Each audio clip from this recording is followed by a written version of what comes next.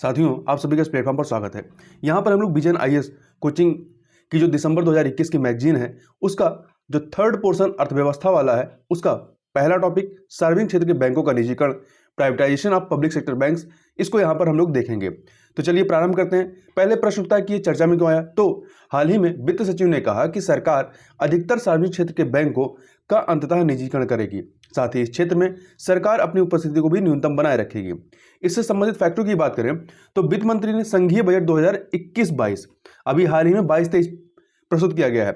तो संघीय बजट 2021-22 में घोषणा की थी कि सरकार के विनिवेश संबंधी निर्धारित लक्ष्य के तहत सार्वजनिक क्षेत्र के दो बैंकों का निजीकरण किया जाएगा।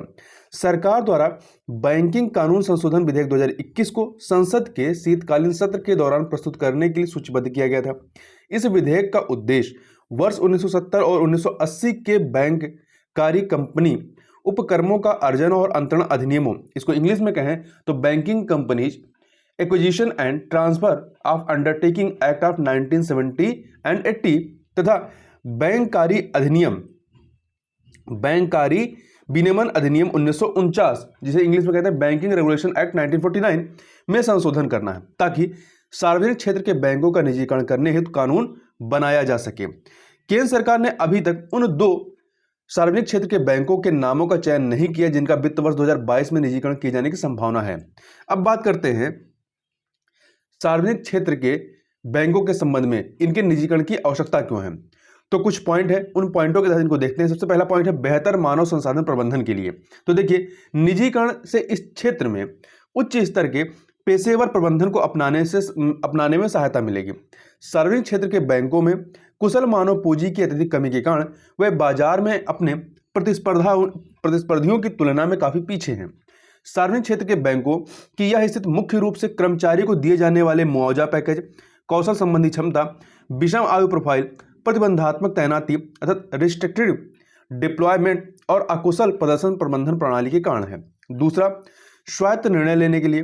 देखिए, सरकार द्वारा नियंत्रण और हस्तक्षेप के कारण सार्वजनिक क्षेत्र के बैंकों के लिए मौजूदा हालत में या मौजूदा माहौल में प्रतिस्पर्धी बने रहना कठिन हो जाता है। इस प्रकार सार्वजनिक क्षेत्र के बैंक पुरानी प्रणालियों और प्रथाओं से ग्रस्त रहते हैं। ऐसे में उच्च स्तर की स्वतंत्रता से सार्वजनिक क्षेत्र के बैंक को तेजी से निर्णय लेने की सुविधा मिलेगी और नवाचार तथा विशेषज्ञता को भी बढ़ावा मिलेगा। तीसरा पॉइंट है नवाचार करने और दक्षता हासिल करने के लिए निजी बैंक के रूप में इनके पास नए उत्पादों जैसे नई योजनाओं, सेवाओं आदि को लाने के लिए इच्छा शक्ति और पूंजी होगी। साथ ही वे उद्योगों को संबंधित क्षेत्रों में विशेषज्ञता हासिल करने हेतु गुणवत्तापूर्ण सेवा तथा मार्गदर्शन भी प्रदान करेंगे। इससे लागत प्रभावी सेवाओं को लाने और बेहतर ग्राहक संतुष्टि प्राप्त करने में मदद मिलेगी। इसके अतिरिक्त अगला पॉइंट है ऋण कवरेज में बेहतर दक्षता के लिए। देखिए, निजी क्षेत्र के बैंकों की संपत्ति की गुणवत्ता और ऋण कवरेज की दक्षता सार्वजनिक क्षेत्र के बैंकों की तुलना में बेहतर होती है। वर्ष 2015 से 2019 की अवधि के लिए किए गए एक तुलनात्मक अध्ययन के अनुसार निजी क्षेत्र के बैंकों की तुलना में सार्वजनिक क्षेत्र के बैंकों की गैर निष्पादित परिसंपत्तियां अर्थात नॉन परफॉर्मिंग एसेट्स एनपीए अधिक थी। इस अध्ययन में निजी क्षेत्र और सार्वजनिक क्षेत्र से शीर्ष 5 बैंकों कुल संपत्ति के अनुसार चयन किया गया था। यह पाया गया कि सभी चयनित निजी क्षेत्र के बैंकों का औसत एनपीए जो है वो 5% से कम था, जबकि सभी चयनित सार्वजनिक क्षेत्र के बैंकों के लिए यह 5% से अधिक था। इसके अतिरिक्त अगला पॉइंट क्या है, सार्वजनिक क्षेत्र के बैंकों की घटती बाजार हिस्सेदारी। देखिए, निजी बैंक मुख्यतः आर्थिक रूप से मजबूत ग्राहकों के साथ आर्थिक रूप से संपन्न क्षेत्रों में परिचालन करते हैं, जबकि सार्वजनिक क्षेत्र के बैंक मुख्यतः आर्थिक रूप से पिछड़े जिलों के बाजारों में परिचालन करते हैं। साथ ही शहरी और अर्ध शहरी उपभोक्ता भी निजी बैंकों की ओर रुख कर रहे हैं। अब प्रश्न उठता है कि सार्वजनिक क्षेत्र के बैंकों के निजीकरण से संबंधित जो चिंताएं हैं उनकी बात करते हैं। तो पहला पॉइंट हम कह सकते हैं कि कमजोर वर्गों को दी जाने वाली वित्तीय सेवाओं में बाधा उत्पन्न होगी। देखिए, निजी क्षेत्र के बैंकों द्वारा अपने लाभ कमाने के उद्देश्य के कारण आबादी के संपन्न वर्गों और महानगरीय या शहरी क्षेत्रों पर अधिक ध्यान केंद्रित किया जाता है। इसलिए सार्वजनिक क्षेत्र के बैंकों के निजीकरण से समाज के कमजोर वर्गों, विशेषकर ग्रामीण क्षेत्रों में रहने वालों को दी जाने वाली वित्तीय सेवाओं में बाधा आ सकती है। तो यह पॉइंट अपने आप में ही निजीकरण के विरोध में काफी बड़ा पॉइंट है। अगला है, देखिए, राज्य के स्वामित्व वाले बैंकों द्वारा लोकहित पर अधिक ध्यान केंद्रित किया जाता है। साथ ही इनके द्वारा आम लोगों को कई किफायती सेवाएं भी प्रदान की जाती हैं। साथ ही सार्वजनिक क्षेत्र के बैंकों के विलय से वर्ष 2017 से 2021 के बीच सार्वजनिक क्षेत्र की 3,321 शाखाएं कम हो गई और सार्वजनिक क्षेत्र के बैंकों के निजीकरण से इस प्रवृत्ति में और तेजी आएगी। अगला पॉइंट क्या है? रोजगार में कटौती की। देखिए, सार्वजनिक क्षेत्र के बैंकों के विलय से सार्वजनिक क्षेत्र की कुल संख्या 27 से घटकर कितनी हो गई? 12 हो गई है। इसके परिणाम स्वरूप कर्मचारियों की छटनी हुई है और बैंकों की कई शाखाएं बंद हो गई हैं। सार्वजनिक क्षेत्र के बैंकों के कुल कर्मचारियों की संख्या वर्ष 2017 के 8.57 लाख से घट करके 2021 में लगभग 7.7 लाख रह गई है। निजीकरण से युवाओं के लिए रोजगार के अवसर कम होंगे। इसके अतिरिक्त अनुसूचित जातियों, अनुसूचित जनजातियों और अन्य पिछड़े वर्गों को इससे नुकसान होगा। क्यों? क्योंकि सार्वजनिक क्षेत्र के विपरीत निजी क्षेत्र में कमजोर वर्गों के लिए आरक्षण संबंधी नीतियों का पालन नहीं किया जाता है। अगला, जमा राशियों की सुरक्षा को लेकर चिंता। देखिए, हाल के दिनों में बड़ी संख्या में निजी बैंक और वित्तीय संस्थान विफल हुए हैं, लेकिन किसी भी सार्वजनिक क्षेत्र के बैंकों के विफल होते हुए नहीं देखा गया है। सार्वजनिक क्षेत्र के बैंक के निजीकरण से सार्वजनिक क्षेत्र के बैंक में जमा राशियों के लिए सरकार द्वारा दी जाने वाली संप्रभु गारंटी समाप्त हो जाएगी और इस प्रकार घरेलू बचत कम सुरक्षित रह जाएगी। भारत में सभी वाणिज्यिक बैंक जमा राशियों का 65% और सभी व्यक्तिगत जमा राशियों का 70% हिस्सा सार्वजनिक क्षेत्र के बैंकों के पास है। यह स्थिति दर्शाती है कि भारतीय ग्राहक सार्वजनिक क्षेत्र के बैंकों द्वारा दी जाने वाली जमा राशि की सुरक्षा और बचाव को प्राथमिकता देते हैं। अगला पॉइंट कह सकते हैं, बैंकों की विफलता के व्यापक आर्थिक प्रभाव होंगे। देखिए, बैंकों की विफलता से सभी क्षेत्र प्रभावित होंगे, जिससे अर्थव्यवस्था व्यापक रूप से प्रभावित होगी। वर्ष 1935 से 1947 तक देश में बैंक की विफलता की लगभग 900 घटनाएं हुई। साथ ही वर्ष 1947 से 1969 तक बैंकों की विफलता की घटनाएं 665 घटनाएं हुई। इसके परिणाम स्वरूप ही वर्ष 1969 में 1969 में बैंकों का राष्ट्रीयकरण करने का कार्य किया गया। इन सभी बैंकों के जमाकर्ताओं द्वारा जमा पैसा डूब गया था। वर्ष 1969 के बाद भी 36 बैंक विफल हुए, लेकिन इन्हें अन्य सरकारी बैंकों में विलय करके बचा लिया गया था। कुछ हालिया उदाहरणों में लक्ष्मी विलास बैंक और यस बैंक का विफल होना शामिल है। देखिए, अगला पॉइंट क्या है? सार्वजनिक क्षेत्र के बैंकों की समस्याओं का पूर्ण समाधान जो है वो निजीकरण नहीं है। देखिए, बैंकों द्वारा सामना की जाने वाली प्रमुख समस्या अर्थात एनपीए, नॉन परफॉर्मिंग एसेट, निजी और सार्वजनिक क्षेत्र दोनों क्षेत्रों के बैंकों के लिए आम है। सरकार को राजकोषीय बाधाओं के कारण सरकारी बैंकों को अतिरिक्त पूंजी उपलब्ध कराने में कठिनाई हो सकती है। दूसरी तरफ बैंकों को अपने ऋण वितरण संबंधी कार्यों को जारी रखने के लिए पूंजी पर्याप्तता अनुपात अर्थात कैपिटल एडिक्वेसी रेशियो को बनाए रखने हेतु अतिरिक्त पूंजी की आवश्यकता है।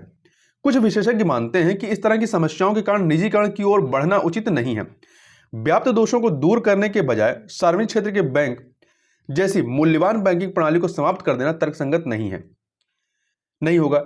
निजीकरण के विरोधियों का कहना है कि कड़े विनियमन लागू करने तथा राजनीतिक नियंत्रण और नौकरशाही के नियंत्रण व प्रभाव से मुक्त करके ही सार्वजनिक क्षेत्र के बैंकों को मजबूत किया जा सकता है। आगे बात करते हैं सार्वजनिक क्षेत्र के बैंकों को मजबूत करने के लिए हाल ही में उठाए गए कदमों की। इसमें पहला है तकनीकी सक्षम स्मार्ट बैंकिंग की। देखिए, ऋण प्रबंधन प्रणालियों और केंद्रीकृत प्रसंस्करण केंद्रों की स्थापना से खुदरा ऋण वितरण में लगने वाले समय में कमी आई है। सूक्ष्म लघु और मध्यम उद्यमों एमएसएमई एवं खुदरा ग्राहकों के लिए डिजिटल रूप से ऋण प्रदान करने हेतु PSB loans59minutes.com का शुभारंभ किया गया है तथा व्यापार प्राप्य छूट प्रणाली, जिसे इंग्लिश में कहते हैं ट्रेड रिसीवेबल्स डिस्काउंटिंग सिस्टम या ट्रेड्स शॉर्ट में कहते हैं, को अपनाया गया है। ग्राहक प्रतीक्षा और लेन देन के समय को कम करने के लिए एकल विंडो परिचालन के साथ अत्यधिक लेन देन वाली शाखाओं में उन्नत कतार प्रबंधन प्रणाली को अपनाया गया है। कुछ सार्वजनिक क्षेत्र के बैंकों ने समयबद्ध प्रोसेसिंग और एप्लीकेशन आधारित ऋण आवेदन तथा कृषि ऋण देने के लिए केंद्रीकृत प्रोसेसिंग हब को आरंभ किया है। साथ ही सार्वजनिक क्षेत्र के बैंकों द्वारा विश्लेषण के माध्यम से ग्राहकों की आवश्यकता के अनुसार ऋण प्रस्ताव प्रदान किए जा रहे हैं। अगला है ऋण की निगरानी के संबंध में। देखिए, वित्तीय दबाव का सक्रिय रूप से पता लगाने और संपत्ति को एनपीए बनाने से रोकने के लिए बैंकों में स्वचालित अग्रिम चेतावनी प्रणाली अर्ली वार्निंग सिस्टम ईडब्ल्यूएस की स्थापना की गई है। साथ ही समय रहते आवश्यक कार्रवाइयों के लिए तृतीय पक्ष के डेटा और वर्कफ्लो अर्थात कार्यप्रवाह का उपयोग किया जा रहा है। अगला है जोखिम प्रबंधन के संदर्भ में। देखिए, बैंकों में प्रौद्योगिकी के इस्तेमाल और साथ ही डेटा चालित रिस्क स्कोरिंग तथा जांच प्रणाली की शुरुआत की गई है।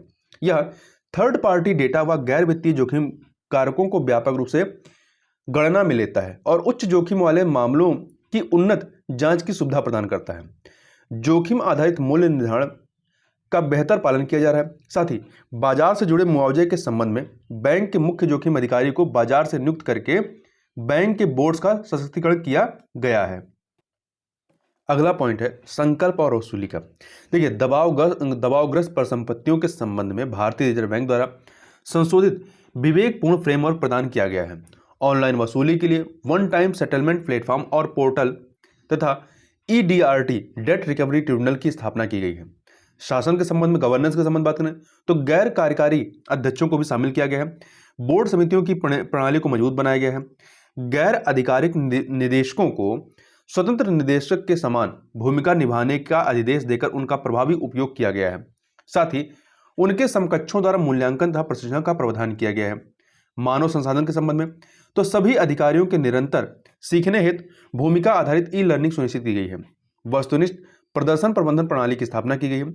पुनर्पूंजीकरण की बात करें तो सरकार द्वारा 3.17 लाख करोड़ रुपए प्रदान किए गए हैं। स्वयं बैंकों द्वारा 2.49 लाख करोड़ रुपए से अधिक की राशि जुटाई गई है। मार्केटिंग रणनीति और पहुंच की बात करें तो मार्च 2018 और मार्च 2020 के बीच समर्पित मार्केटिंग कार्यबल को दोगुना किया गया है। वित्त वर्ष 2017-18 की चौथी तिमाही और 2019-20 की चौथी तिमाही के बीच कार्यबल और मार्केटिंग के गठजोड़ के माध्यम से ऋण स्रोतों को 4 गुना किया गया है। अब आगे की राह की बात करें तो देखिए, इसमें पहला पॉइंट क्या बता सकते हैं, निजीकरण को कुछ सार्वजनिक क्षेत्र के बैंकों तक सीमित किया जा सकता है। हालांकि कुछ सार्वजनिक क्षेत्र के बैंकों का निजीकरण प्राप्त होने वाले अत्यधिक लाभों के आलोक में एक तार्किक निर्णय लगता है, लेकिन सभी बैंकों के निजीकरण का प्रयास वर्षों से देश में इन बैंकों से प्राप्त उल्लेखनीय योगदान को कमतर कर देगा।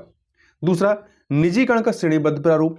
ऐसा हो सकता है कि सरकार निजीकरण किए जाने वाले सार्वजनिक क्षेत्र के बैंकों से पूरी तरह से बाहर न निकले, इसके बजाय पहले कुछ वर्षों के लिए कम से कम 26% हिस्सेदारी अपने पास रखे। यहां तक कि नरसिम्हम समिति ने भी सार्वजनिक क्षेत्र के बैंकों में सरकारी हिस्सेदारी को कम करके 33% करने की सिफारिश की थी। साथ ही सरकार द्वारा अपनी हिस्सेदारी की बिक्री की सीमा निवेशकों की रुचि और बाजार की स्थितियों पर निर्भर होगी। अगला, निवेशकों की पहचान के संबंध में इन बैंकों में हिस्सेदारी रखने के लिए एक उपयुक्त और उचित निवेशक की पहचान करना महत्वपूर्ण होगा। एक विकल्प यह हो सकता है कि सार्वजनिक क्षेत्र के बैंकों के अधिग्रहण के संदर्भ में मौजूदा बड़े बैंकों के हितधारकों पर विचार किया जा सकता है। ये सार्वजनिक क्षेत्र के बैंकों को स्वतंत्र पहचान के साथ पूर्ण स्वामित्व वाली सहायक कंपनियों के रूप में तब तक बनाए रख सकते हैं जब तक कि वे सार्वजनिक क्षेत्र के बैंकों से बेहतर परिचालन दक्षता प्राप्त नहीं कर लेते। तत्पश्चात अधिग्रहण करने वाले बैंकों में इनका विलय किया जा सकता है। अगला, बड़े बैंकों के उद्देश्य को प्राप्त करना। देखिए, निजीकृत सार्वजनिक क्षेत्र के बैंक का विलय मौजूदा बड़े निजी बैंकों के साथ किया जा सकता है। ऐसा उच्च जोखिम उठाने और ऋण वितरण क्षमता विकसित करने के लिए किया जा सकता है। अगला, नई परिसंपत्ति गुणवत्ता समीक्षा का विकास, तो अर्थात एसेट क्वालिटी रिव्यू। तो देखिए, नई परिसंपत्ति गुणवत्ता समीक्षा का विकास वर्ष 2015 में बैंकों की पिछली AQR अर्थात एसेट क्वालिटी रिव्यू या परिसंपत्ति गुणवत्ता समीक्षा मुख्यतः औपचारिक पुनर्गठन प्रक्रिया के बाहर ऋणों की एवर ग्रीनिंग करने वाले ऋणदाताओं का पता लगाने में विफल रही थी। अब यहां समझ लीजिए एवर ग्रीनिंग होती क्या है। ये काफी महत्वपूर्ण टर्म है, इसके बारे में पूछा जा सकता है। एवर ग्रीनिंग का मतलब यह है कि बैंक डिफॉल्ट की कगार पर पहुंच चुके कर्जदारों को नए कर्ज देते हैं ताकि उन्हें मौजूदा कर्ज को चुकाने में मदद मिल सके। इस प्रकार अशोध ऋणों बैड लोन्स की वास्तविक सीमा को उजागर नहीं किया जाता है। RBI के ऑडिट में पाया गया था कि निजी क्षेत्र के ऋणदाता यस बैंक ने वित्त वर्ष 2019 में 3,277 करोड़ रुपए के अशोध ऋणों की बैड लोन्स की सूचना नहीं दी थी। तो इस प्रकार से यहां पर हम लोगों ने बात की सार्वजनिक क्षेत्र के बैंकों के निजीकरण से संबंधित जो टॉपिक है उसके बारे में। तो इस वीडियो में बस इतना ही। नेक्स्ट वीडियो में हम लोग बात करेंगे वित्तीय स्थिरता रिपोर्ट की। तब तक के लिए बहुत बहुत धन्यवाद।